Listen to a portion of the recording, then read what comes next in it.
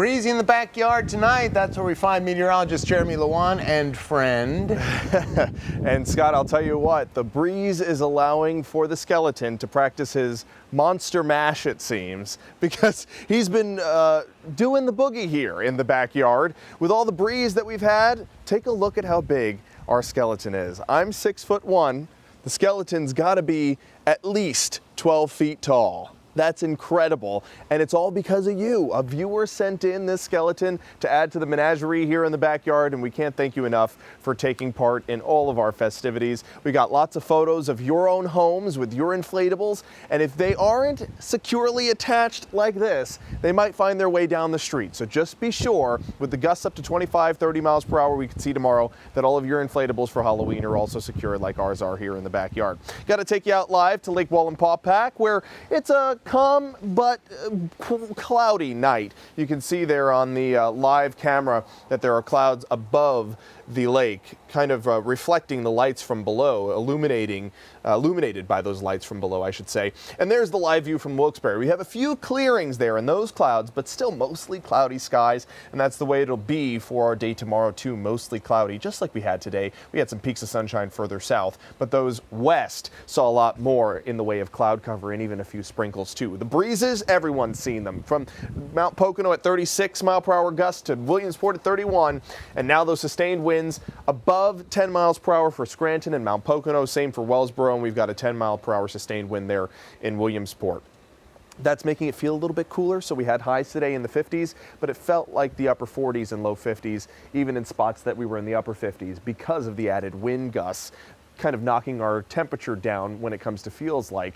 Of course, when you have this shield of warmth around you, when you radiate your warmth, sometimes that it can be enveloped, by you. If it's blown away by the wind, then you end up losing that protective warm layer that your skin radiates out, and that's the wind chill, right? We don't have that protective layer of warmth around us, and that's why we feel a little bit cooler when we have wind in the air, and that's certainly how we're doing tonight. So those temperatures in the 40s feeling more like the upper 30s there in Bear Creek Township and Lopez. Same for Thornhurst. We're at 49 here in Scranton at the 50-degree mark, and Lewisburg are feeling more like the upper 40s.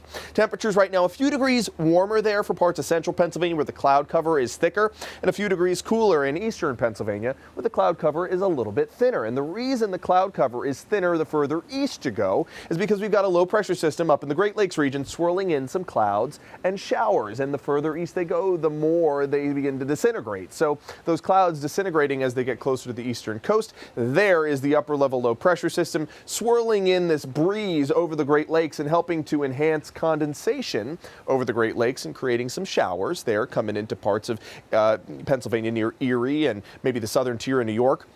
And this continued counterclockwise flow, bringing in those showers and clouds from the west, will continue through your day tomorrow. So I'm not expecting this to be a day that you need an umbrella unless you live in Potter County.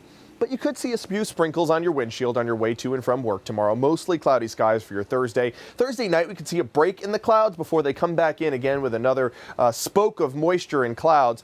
Friday afternoon, we could see some breaks in the clouds. You see all those green spotches. That's looking down at the land below. So there is a chance for more sunshine on Friday, but there could still be a spot sprinkle or two.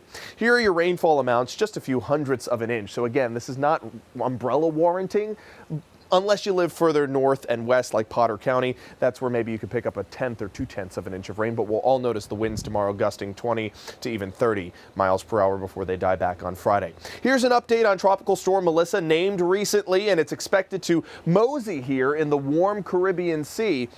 And this could end up becoming a Category 4 hurricane by next week. After it ends up coming just to the south of Cuba, we're not so sure where it's going to go. We need to look at these steering patterns closer to Monday to find out.